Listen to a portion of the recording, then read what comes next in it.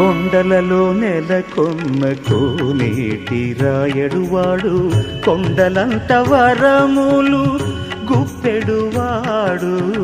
కొండలలో నెలకొన్న కోనేటి రాయడువాడు, కొండలంత వరములు గుప్పెడువాడు. కొండలలో నెలకొన్న కోనేటి రాయడువాడు, కొండలంత వరములు గుప్పెడువాడు. కొండలలో నెలకొన్న కోనేటి రాయడువాడు. ఆ